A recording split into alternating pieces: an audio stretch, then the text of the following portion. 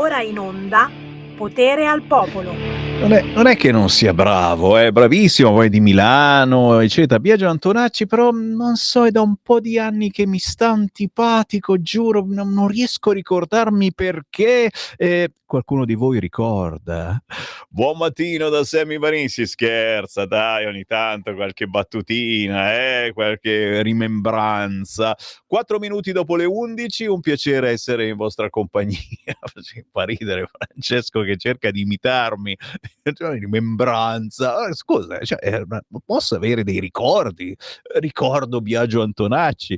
Come va? Come va? Sì, c'è Francesco proprio in regia quest'oggi, insieme con noi la redazione che sta preparando il sito di Radio Libertà, e certo qua trovate le idee, quelle che non possono girare sui giornaloni. Fateci un giro, radiolibertà.net, idee, pezzettini di trasmissione che invogliano alla riflessione e quanto di più diverso rispetto alla solita informazione dei soliti quotidiani. Intanto però, a proposito, siamo alla seconda parte della nostra controinformazione. Tra pochissimo parleremo di dolori, sì, perché devo dirlo, sia il sottoscritto Sammy Varin che Vincent, d'altronde siamo tra i più giovani in questa redazione, diversamente giovani. Parliamo di dolori con un osteopata e una fisioterapista. Abbiamo chiamato il soccorso perché dobbiamo cercare di capire se c'è una correlazione tra stress e dolore. E attenzione, parliamo di noi stressanti, cicapeo, stressati dalla rassegna stampa, rassegnati alla rassegna stampa, ma parliamo anche di tutti voi che con il cambio di stagione poi saltano fuori i dolori e non sappiamo cosa fare, a chi dare la colpa magari, ma soprattutto come fare per lenire il dolore, a parte prendere i soliti chi è questo? Che suona la chitarra, cioè, Francesco che suona la chitarra. I soliti calmanti, antidolorifici, eccetera. C'è un'altra soluzione? Ne parliamo tra pochissimo. Prima argomentazione è dal Qui Parlamento. Ogni giorno ci colleghiamo con un nostro parlamentare, facciamo qualche minuto in compagnia di Alessandro Giglio Vigna. Qui Parlamento.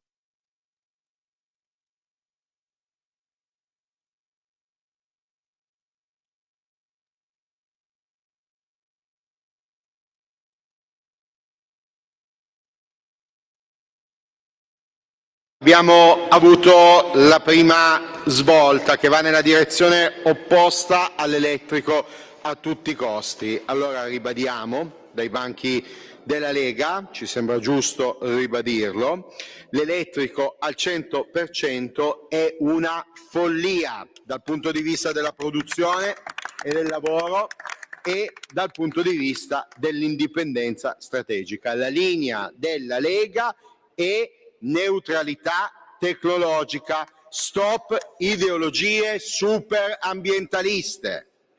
Gaza, i nostri complimenti vanno evidentemente agli Stati Uniti, al presidente Trump per l'accordo, la restituzione degli ostaggi. Bene, signor Primo Ministro, signora Primo Ministro, il ruolo dell'Italia. Ci chiediamo dove sono i Propal ora che Hamas sta fucilando palestinesi, violando l'accordo. L'Italia ha fatto e continuerà a fare la sua parte.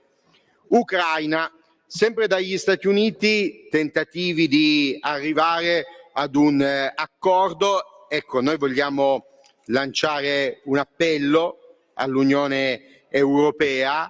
L'Unione Europea si allinei agli Stati Uniti d'America sul tema dell'Ucraina. È l'unico modo per arrivare a una pace vera, a una pace duratura. L'Unione Europea non può spaccare il fronte occidentale e non può continuare a produrre una propaganda di tipo bellicistica sul tema Russia-Ucraina. Bruxelles si allinei a Washington.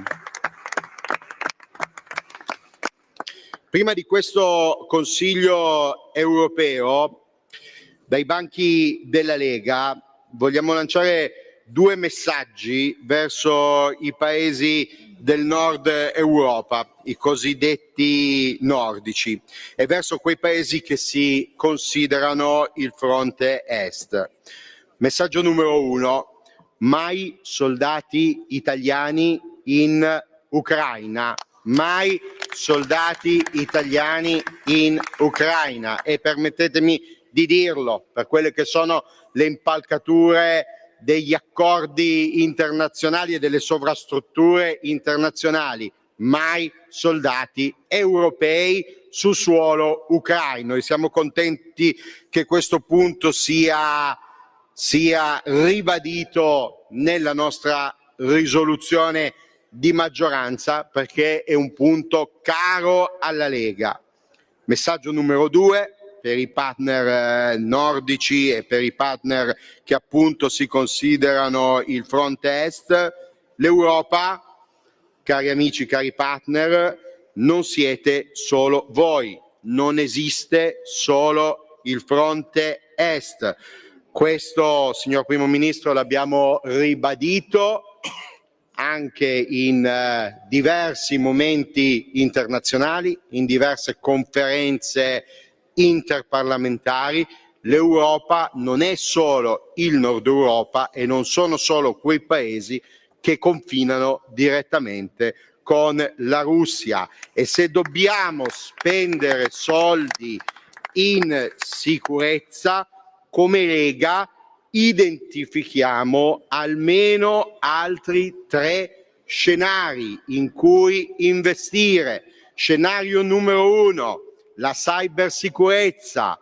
Oggi un F-35 si può abbattere con un missile come si può abbattere con un hackeraggio, quindi l'importante dominio della cybersicurezza. Fronte 2, scenario 2, il cosiddetto fronte sud, quello che come Italia e come paesi del Mediterraneo ci vede in prima persona sul fronte, appunto sul fronte, e quindi l'immigrazione e quindi l'ingresso di cellule terroristiche sul territorio europeo e sul territorio italiano, perché me lo permettano gli amici del Nord Europa e gli amici dell'Est Europa, ma oggi è ancora più probabile un attentato di tipo terroristico islamico in una delle nostre capitali europee che le truppe di Putin marcino su Varsavia, su Tallinn o sugli altri paesi baltici, e quindi il fronte sud diventa non importante ma importantissimo. E legato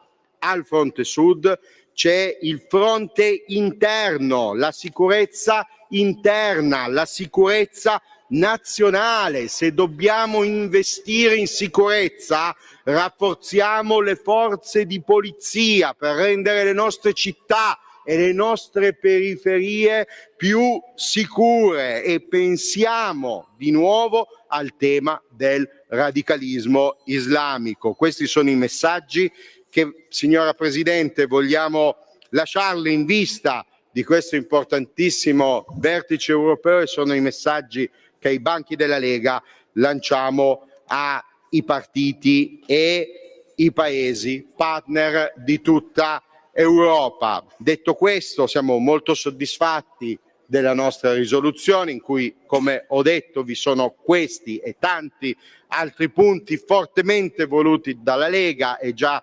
esplicati in modo egregio dai miei colleghi della Lega Candiani e Bagnai, intervenuti in dichiarazione generale, in discussione generale, e non mi rimane nient'altro che dichiarare il voto favorevole del gruppo Lega. Grazie signora Presidente, grazie colleghi. Qui Parlamento.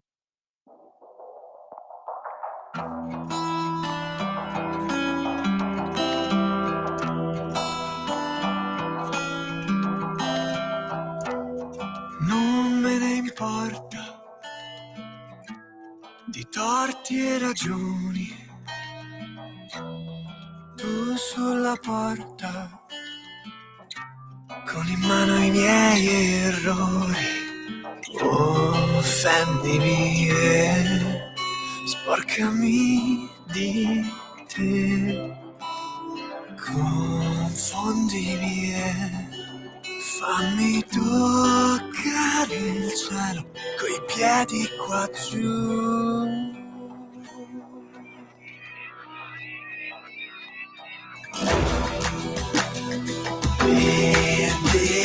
Perderò tempo per averti sempre, per averti.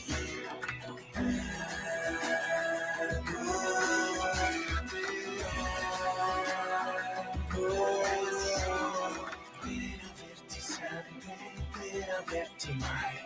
Come l'alba farò tardi quando te ne andrai. Perdermi in un quadro e ritrovarmi a fatica. Ti ho amato fino in fondo e ho risalito la china. Ho lasciato un'emozione divorarmi la vita, pregando per la fine di una storia infinita. Cerco un appoggio migliore, cerco il silenzio, il tuo rumore.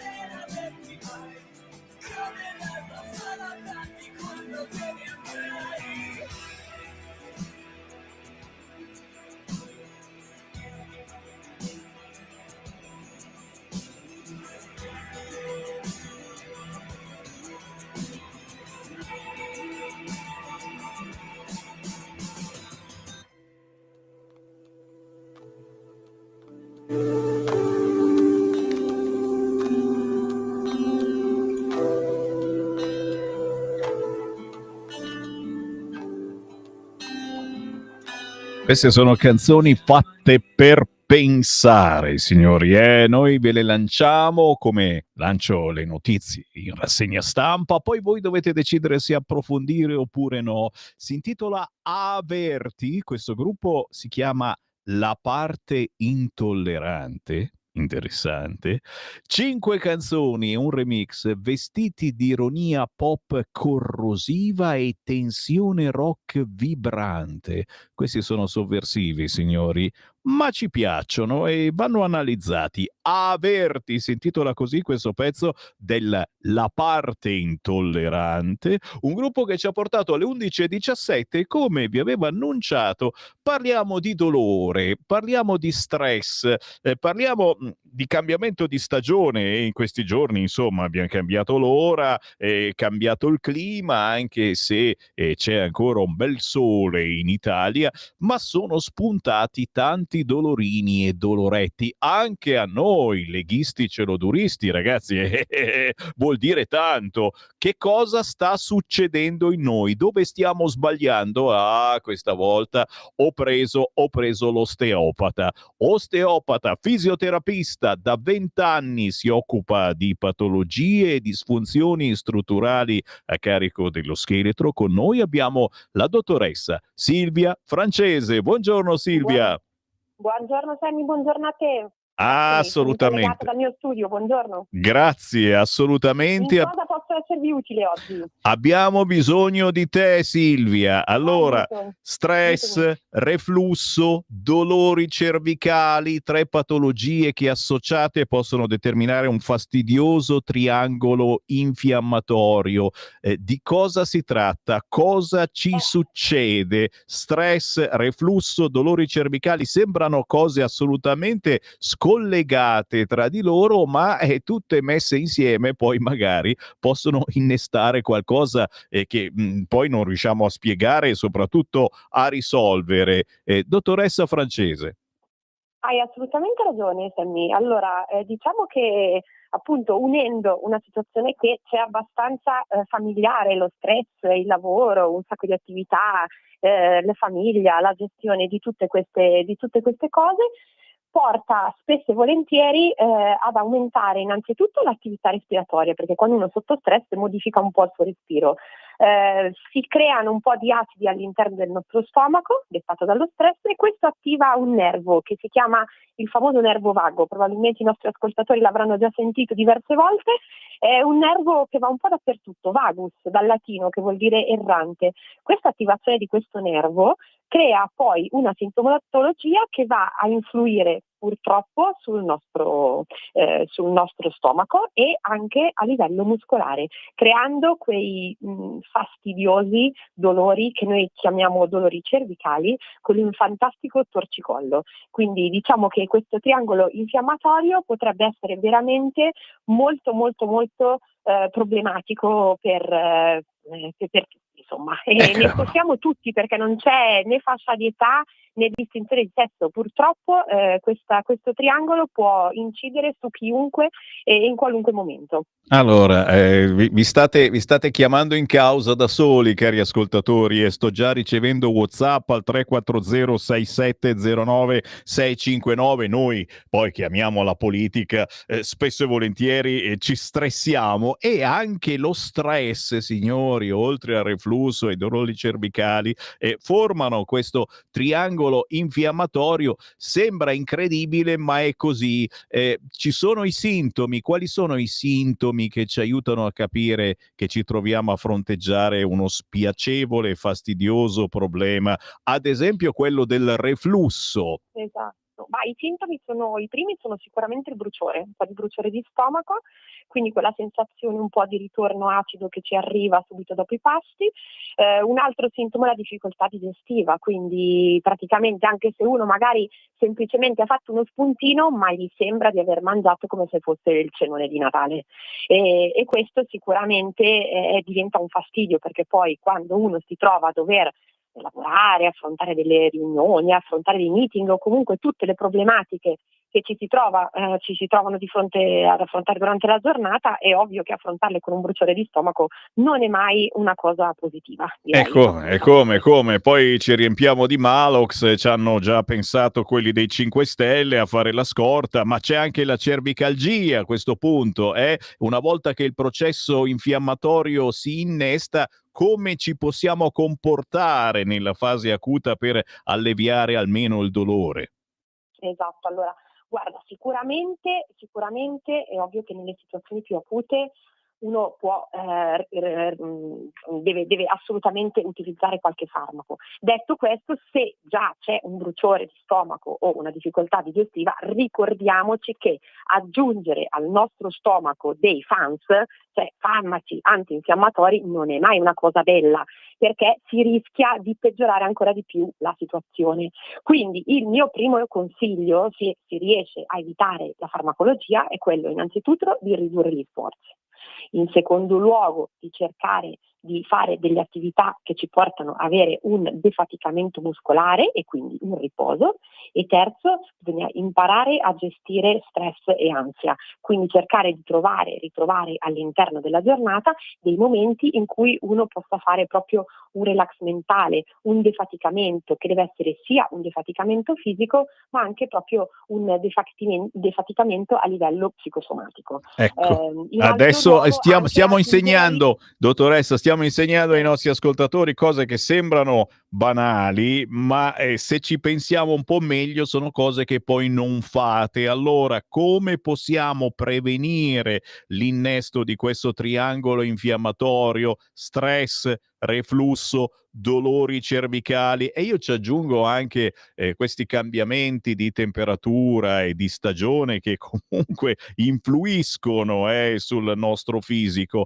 Che cosa si può fare, cosa ci si può inventare? Attenzione, stiamo per dire cose banali, ma sono sicuro che non le fate. Facciamo qualche esempio, perché anche il lavoro sedentario, la postura sbagliata in ufficio, anche queste sono cose che contribuiscono reagiscono e come, più di quanto voi possiate immaginare, a questi dolorini e doloretti. Dottoressa Francese.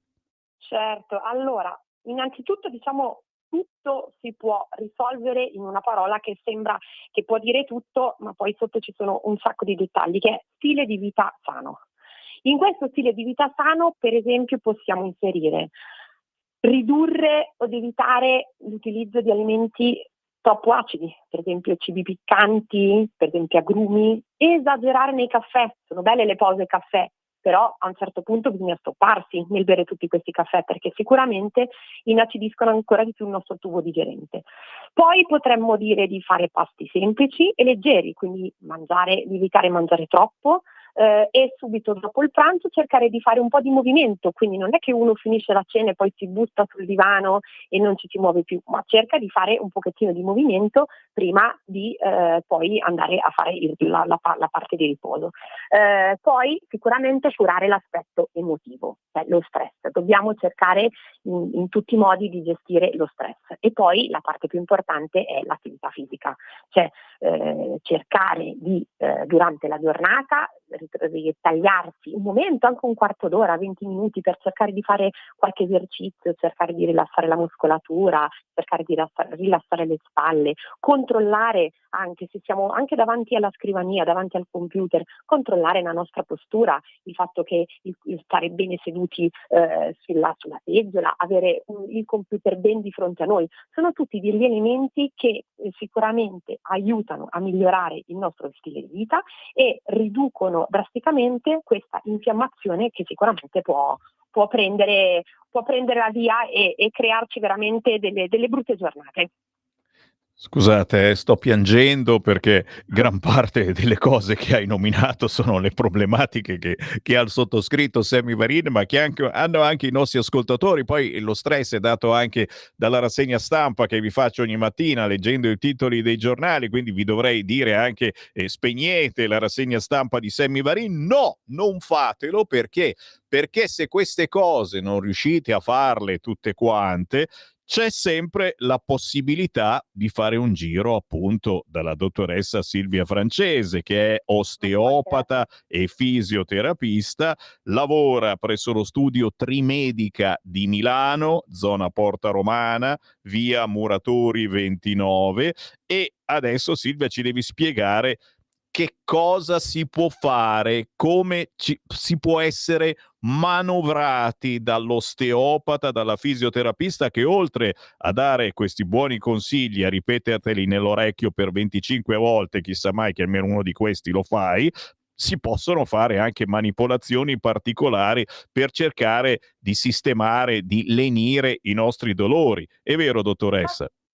Certo, Sammy. Allora, nel caso in cui diciamo l'autotrattamento, cioè quello che uno può fare da solo a casa e senza spendere, non fosse più sufficiente perché il dolore non si riesce ad allevare, il mio consiglio è quello sempre di rivolgersi a uno specialista, controllando sempre che si tratti di uno specialista specificato e che possa risolvere la vostra problematica. Spesso io consiglio eventualmente di avere qualche esame alla base, per esempio una radiografia, qualche esame giusto per vedere la posizione delle vertebre della nostra cervicale, che anche questi sono esami molto importanti, ma in caso in cui uno non abbia nessun tipo di esame, perché magari è la prima volta che ha questo evento acuto, il mio consiglio è quello di venire da un osteopata e farsi fare una bella valutazione in modo tale che si faccia un bel controllo della postura, si veda più o meno come è posizionata la cervicale all'interno della nostra colonna e sulla base della valutazione effettuata ci saranno poi dei trattamenti manipolativi sia sul muscolo che proprio sulle vertebre per cercare di riallineare e togliere il dolore nei punti dove si è creata questa infiammazione spiacevole. Hai capito? Io non voglio ascoltatori doloranti. Fossi in voi un pensierino ce lo farei, farvi vedere dall'osteopata, dalla fisioterapista. Un esempio è appunto la dottoressa con cui stiamo parlando, Silvia Francesi, che opera presso lo studio Trimedica di Milano in via Muratori 29, zona Porta Romana. Vi elargisco anche il numero di telefono dello studio, che è 025469 604, ripeto 025469 604. Silvia, l'età di chi viene da te a farsi curare, quando bisogna cominciare a pensarci seriamente? Perché sai, uno c'ha 20 anni, 30 anni e di solito è raro o non è raro questa cervicale, questi dolori, questo reflusso? Silvia. Guarda, ti dirò che non c'è un'anagrafica, perché spesso e volentieri vedo dei ragazzi che arrivano, magari studentesse o studenti liceali o universitari, che hanno delle posture per mettersi a fare le loro ricerche, utilizzare il computer, poi utilizzare i libri, e hanno queste posture che sono veramente brutte e creano proprio delle disfunzioni a livello cervicale. Poi è ovvio che tendenzialmente affligge la cervicale principalmente chi fa un lavoro sedentario, quindi dall'impiegato piuttosto che anche al dirigente. Proprio non c'è una specifica di tipologia di lavoro, ma è ovvio che un'attività che prevede tante ore fermi, e quindi anche questo è spesso un mio consiglio: bisogna cercare di non stare troppo tempo nella stessa postura, ma cercare di alzarsi, muoversi, sgranchirsi, fare 4 passi, perché poi è ovvio che tutto il lavoro sedentario genera questa tipologia di patologia. Scusate, ma se n'è andato il regista perché ha seguito il consiglio della dottoressa Francese. Ven chi, le andava via. Vabbè, io scherzo, ma guarda che è tutto vero, e soprattutto i nostri figli, i nostri nipoti e noi stessi, cioè ve ne siete accorti, la postura che facciamo tutto il giorno è chini verso il telefonino, e il tuo corpo di queste cose poi patisce e come. Io ringrazio la dottoressa Silvia Francese, studio... Grazie a voi dello spazio che mi avete dedicato. Ma che, Silvia, ci risentiamo perché qua i dolori aumentano. Studio Trimedica di Milano. Grazie dottoressa, buon lavoro. Arrivederci. Ciao, ciao. Arrivederci. Stai ascoltando Radio Libertà, la tua voce libera, senza filtri né censura. La tua radio. lo amiamo perché ci offre sempre le cose più buone e naturali. Linea Alberto Acerbis. Sono disperato, non ce la faccio più, non ce la posso fare, faccio fatica, ragazzi, ho una certa età, Allora, mi state chiamando, sono Alberto Acerbis, mi avete riconosciuto la voce, mica ogni volta devo presentarmi, sono mica, dai, è Alberto Acerbis. Molti di voi, più donne che uomini, si capisce, hanno chiamato per sapere se abbiamo ancora la crema alla bava di lumaca, perché arriva l'inverno, la nostra crema Rimas, che è una crema riparatoria. La nostra crema Rimas la trovate anche lì su olioacerbis.com, sezione cosmetica. Però attenti una cosa, non parliamo di una crema riparatoria, dai, diciamoci le cose come stanno. Io adesso vi dico, ma usa questa crema biologica, buona, soluzione all'80%, olio di argan, burro di karité, fatta in Italia, pazzesca, 35 euro, potete vendere al farmacista, ci guadagna ancora lui. E voi dimostrate 20 anni in meno, bene, no, non ve lo dico, ma neanche se venite qua sotto tortura. La crema Rimas alla bava di lumaca biologica è una crema riparatoria. Allantoina, collagene, elastina, sostanzialmente allantoina, collagene, elastina sostanzialmente sono i mattoni della nostra pelle. Dopo i 30 anni, re, papi, belli, brutti, sciori, non sciori, tutti, poeti, navigatori, noi produciamo sempre meno allantoina, collagene, elastina. Ecco che la nostra pelle invecchia, perde di colorito, di elasticità, di tono, viene aggredita dall'esterno, quindi le rughe. Voi mettete la crema riparatoria anche sulle macchie, sui brufoli, una cosa pazzesca, totalmente naturale. Attenti all'offerta che trovate sul sito chiamando 030 68 40 408 o il sito olioacerbis.com. Non sto scherzando, 3 creme alla bava di lumaca stamattina, 3, anziché 125 euro, 79 tutte e 3. Trasporto è gratuito, chiamate, dite Radio Libertà. Grazie, alla prossima. Stai ascoltando Radio Libertà, la tua voce libera, senza filtri né censure, la tua radio.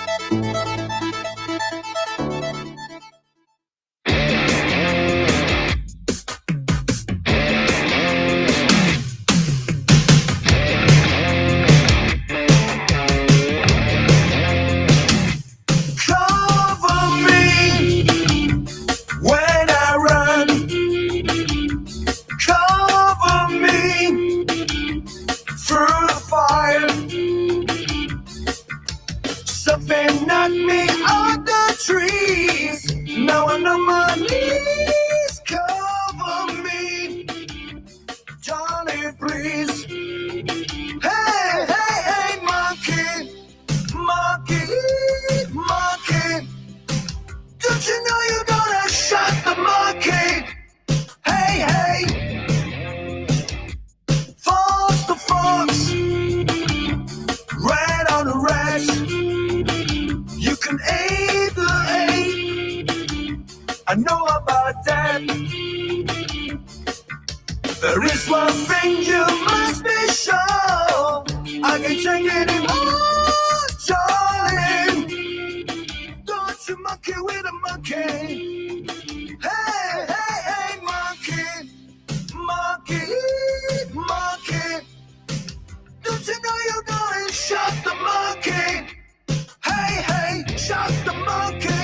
Hey, hey, hey, hey. Monkey, wheels keep turning. The monkey, something's burning. Monkey, don't like it, but I guess I'm learning.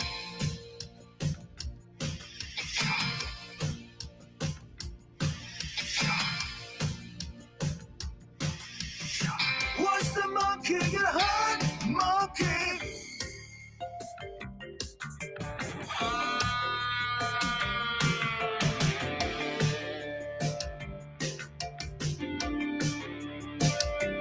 Cover me when I sleep. Cover me when I breathe. You throw your pearls before the swine. Man, a monkey blind. Cover me, Johnny, please. Hey, hey, hey, hey. Monkey, too much they stink. A monkey, crumbing in the shake. Monkey, and the news is breaking.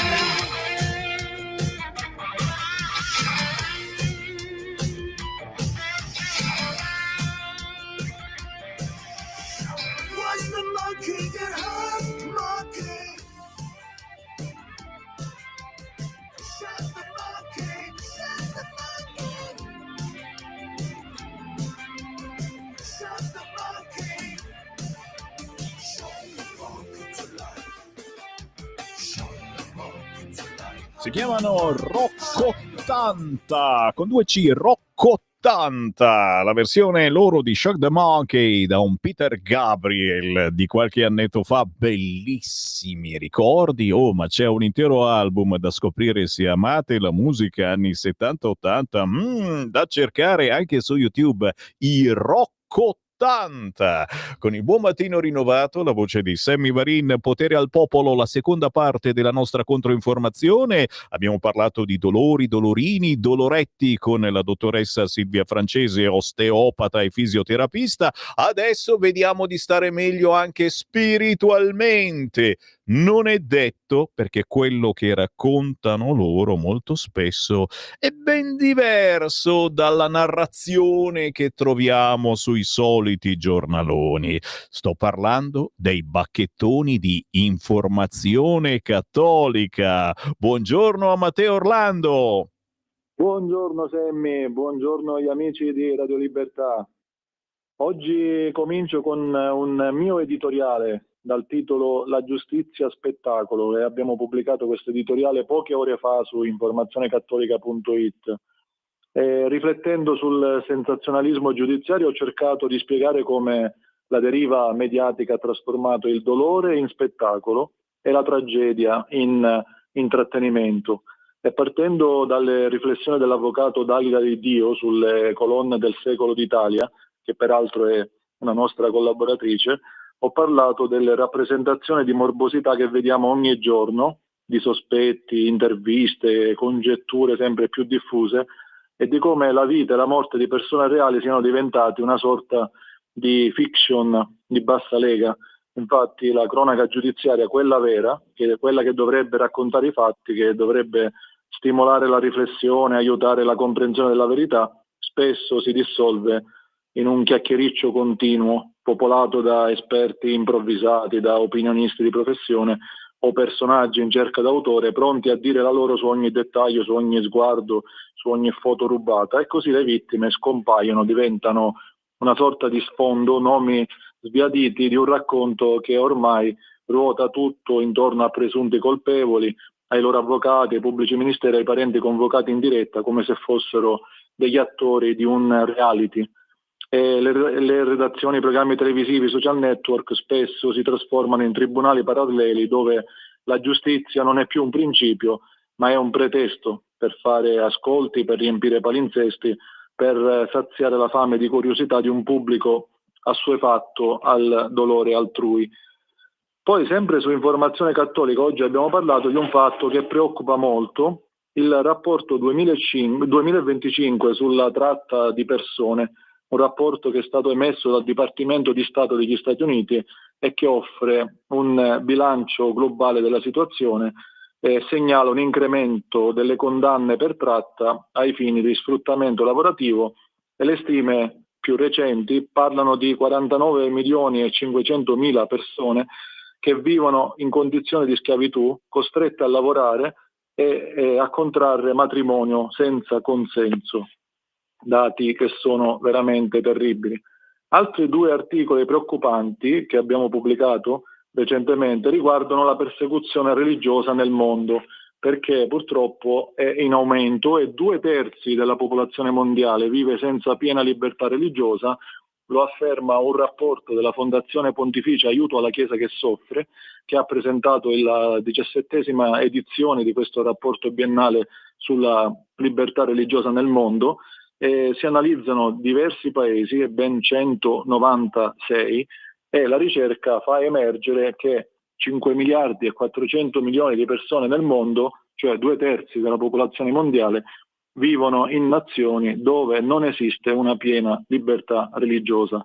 Ben 62 paesi registrano violazioni gravi e 24 di queste violazioni sono classificate come vere e proprie persecuzioni e 38 come discriminazione.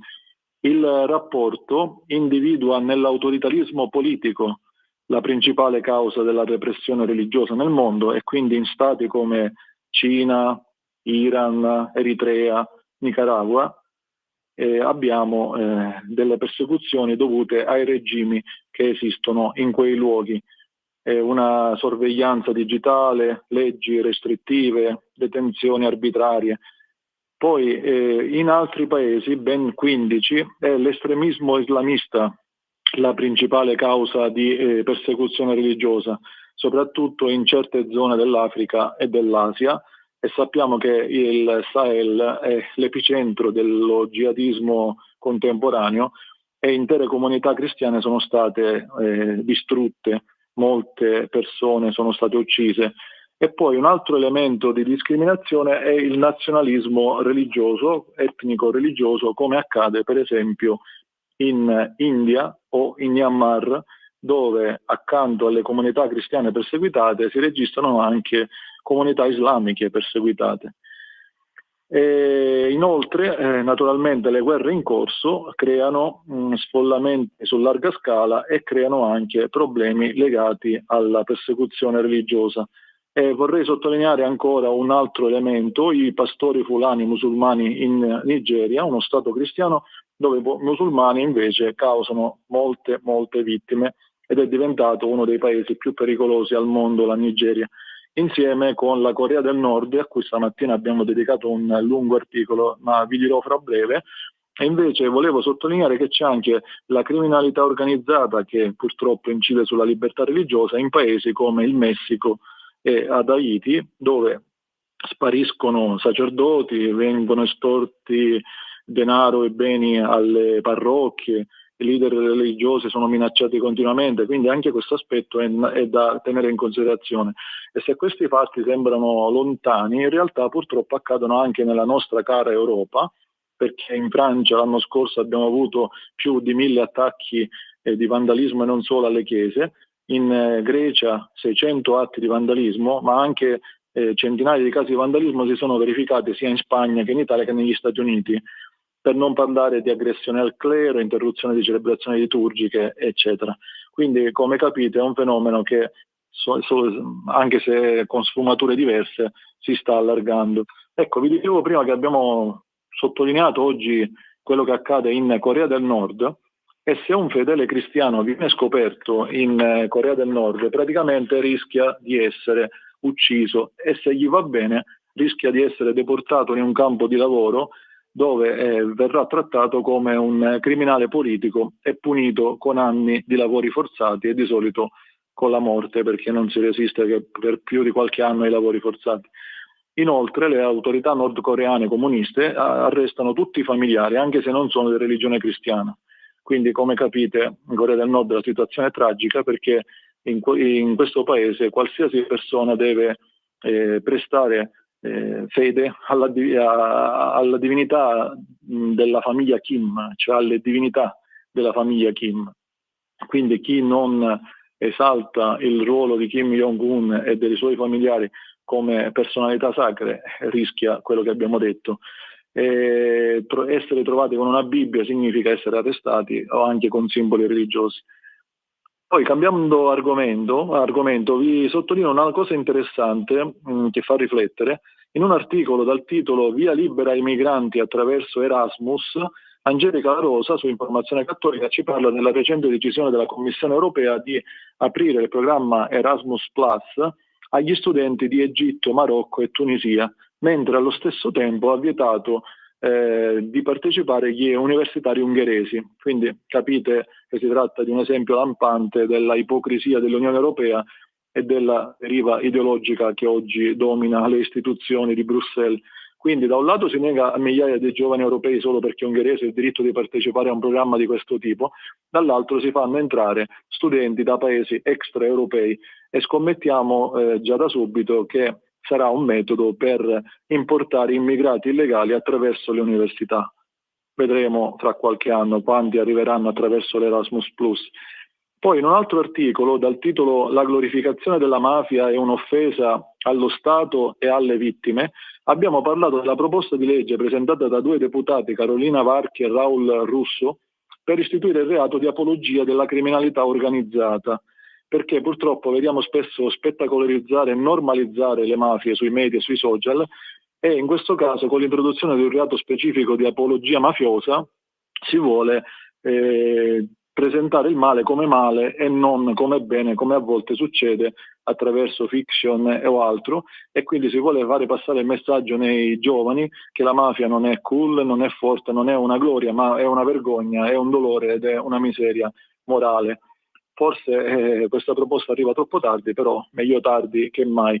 Per quanto riguarda, carissimo Semmi, l'altro nostro sito, infobreak.it, abbiamo parlato stamani di 3 episodi che sono accaduti ieri: il test del missile balistico intercontinentale a propulsione nucleare che è stato lanciato dalla Russia, l'accerchiamento di Kupiansk e migliaia di soldati ucraini presi dalle forze russe, e il nuovo attacco su Kiev. Ecco, tutto questo si inserisce in un quadro di escalation militare che conferma la determinazione del Cremlino a mostrare la propria potenza. Poi stamattina abbiamo parlato anche di un altro caso molto curioso, quello della blasfemia a Vienna, l'abbiamo intitolato "Un Gesù digitale", e abbiamo scritto che hanno esposto a Vienna un confessionale con un avatar di Gesù digitale che confessa alle persone, quindi, come capite, follie che non possono essere naturalmente considerate fede. Infatti è intervenuto anche il vescovo di Innsbruck. Infine, carissimo Semmi, vi segnaliamo che il Regno Unito si sta avvicinando sempre di più a un controllo sociale stile Cina, perché praticamente il governo di Keir Starmer vuole introdurre un sistema di identità digitale obbligatoria per tutti i cittadini e residenti, e si cela quindi dietro questa proposta una specie di sistema di sorveglianza digitale. Ecco, purtroppo abbiamo anche questo in Europa. Carissimo Semmi, grazie per l'ospitalità e arrivederci alla prossima puntata, a te e a tutti gli ascoltatori di Radio Libertà, al prossimo lunedì. Grazie ancora per l'ospitalità. Direttore, è stato un piacere, anche perché ci hai fatto alzare in piedi. Alcune notizie sono veramente potenti, e se siete rimasti colpiti anche voi come noi, fate un giro sul sito informazionecattolica.it. Grazie Matteo Orlando, alla prossima settimana. Segui la Lega è una trasmissione realizzata in convenzione con La Lega per Salvini Premier. Ah però, sì, adesso in futuro, certo, visto che alzarsi e andare in chiesa per confessarsi è una fatica, ci confesseremo direttamente all'intelligenza artificiale. Un sito internet, quello del Corriere in modo particolare, dedica molto spazio a Milei, che in Argentina vince a sorpresa, ma dovrà trattare con i partiti minori congratulazioni da Trump.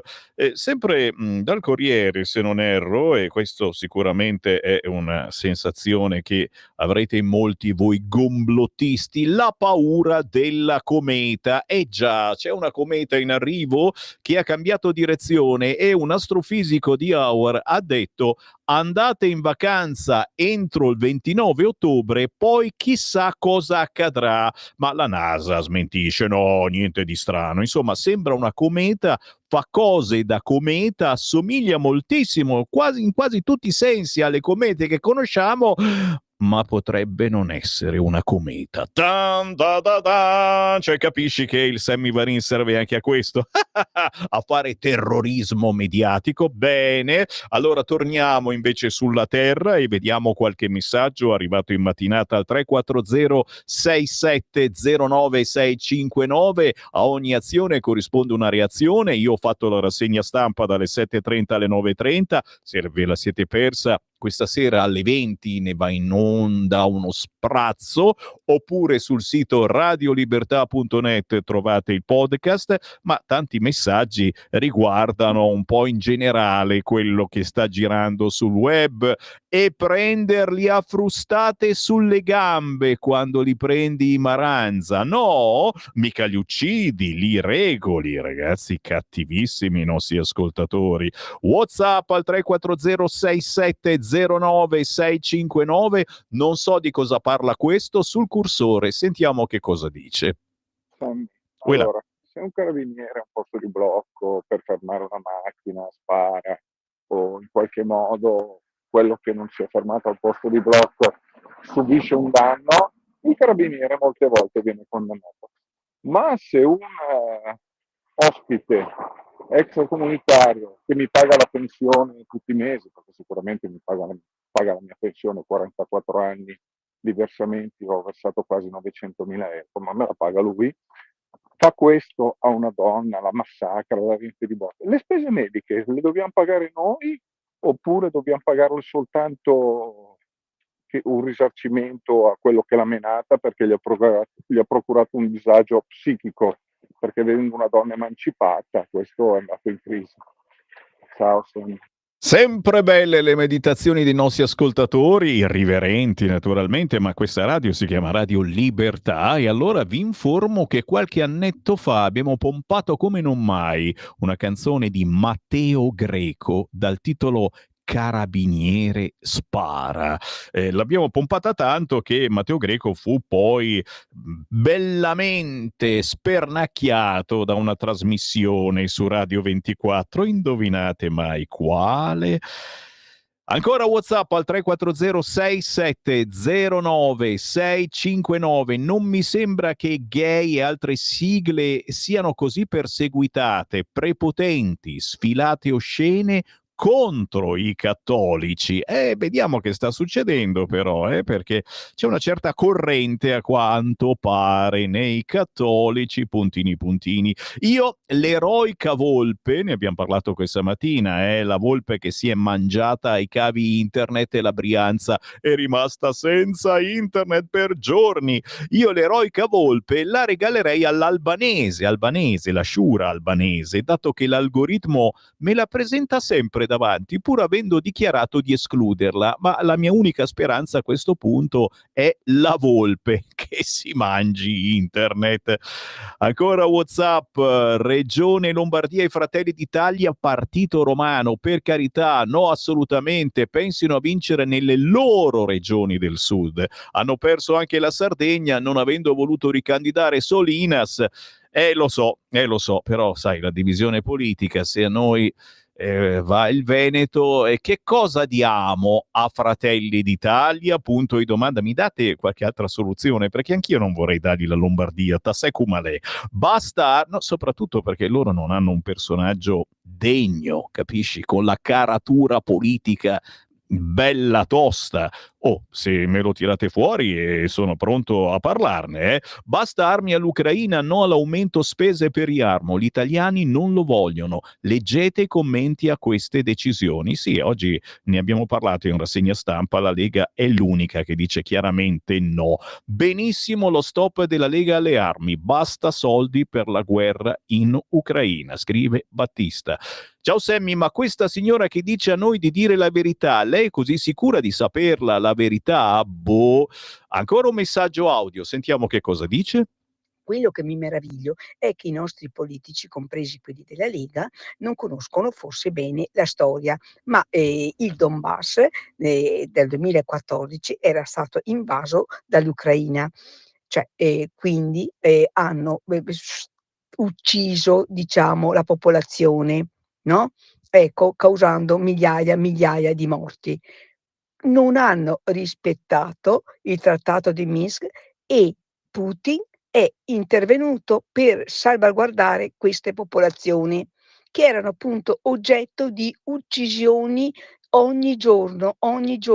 Per cui, per cortesia, anche la Lega si informi, studi la storia, ok? Perché noi elettori della Lega siamo stanchi di sentire certe idiozie, no? Supportate dai giornali, dalle TV, da tutti i mass media che ci danno sempre cattive informazioni. Quindi è ora di finirla, anche la Meloni, di abbracci e baci a Zelensky, ok? Perché noi non siamo più disposti con le nostre tasse ad inviare armi all'Ucraina, sia chiaro. Grazie cara, Anna Maria da Vicenza. vedete che dalla rassegna stampa pian piano spuntano fuori queste cose. Chiaro, io vi leggo i quotidiani e vediamo che molte cose non corrispondono al reale pensiero della Lega e al vostro. Ma giustamente la rassegna stampa serve per questo, per farvi capire cosa scrivono i giornaloni, che sono potentissime corazzate di informazione, anche perché poi quelle cose vengono ripetute nei telegiornali. C'è una telefonata, la prendiamo al volo. Pronto? Pronto, ciao Sammy. Ui. Volevo sapere solo un'informazione. Questa mattina alla rassegna stampa hai detto che i diciottenni potevano viaggiare. In che pagina e in che giornale c'è, che così vado a vedere. Grazie cara, assolutamente sì. Beh, lo sentirai anche nei telegiornali, perché sono notizie che stanno facendo capolino da tutte le parti. Anche quest'anno ritorna questa moda degli anni passati, ma soltanto per i diciottenni, quindi effettivamente se uno ne ha 19 non lo possono fare. Fa un po' ridere questa cosa. Tra poco ti spiego e ti racconto. Si chiama Interrail, scritto Interrail, basta digitarlo su internet e salta fuori. In tour gratis per l'Europa, ma solo se avete 18 anni e solo se venite selezionate. È un'iniziativa dell'Europa, una delle poche forse ancora che ci dà soddisfazione. C'è un'altra telefonata, la prendiamo al volo. Pronto? No, è caduta, non la prendiamo più. Allora faccio in tempo a leggere ancora messaggi, ragazzi, perché mi avete riempito e vi ringrazio. Anche qua appunto questa persona mi diceva su quale giornale c'è il bonus per viaggiare gratis.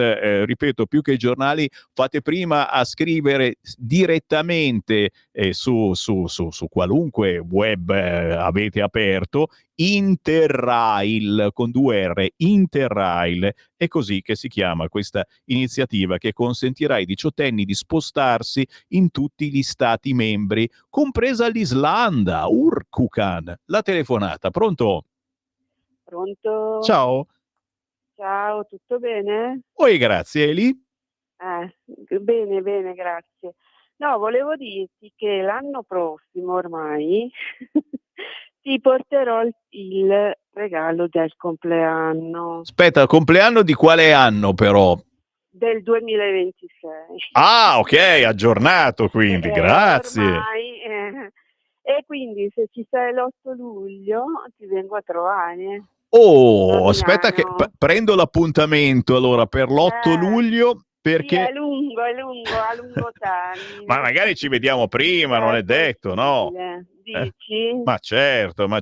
Grazie a questa ascoltatrice gentilissima che già mi prepara a compleanno, ma è stupenda questa cosa. A proposito di appuntamenti da non scordare, questo pomeriggio ore 17:45 Venaria Reale, siamo in provincia di Torino, Biblioteca Civica Tancredi Milone, oggi ore 17:45 verso il 2026, uno sguardo sul futuro della città. C'è il presidente della regione Piemonte, c'è il senatore Roberto Rosso di Forza Italia, Fabrizio Bertò di Fratelli d'Italia, ma anche Elena Maccanti, coordinatore provinciale della Lega e rappresentanza dell'UDC, il sindaco di Venaria Reale è un appuntamento per chi vive e vuole vivere il Piemonte. Questo pomeriggio ore 17:45 alla Biblioteca Civica Tancredi Milone di Venaria Reale, via Verdi 18. E qui Sammy Varin ringrazia Francesco in regia e tutti voi. Torno domattina alle 7:30.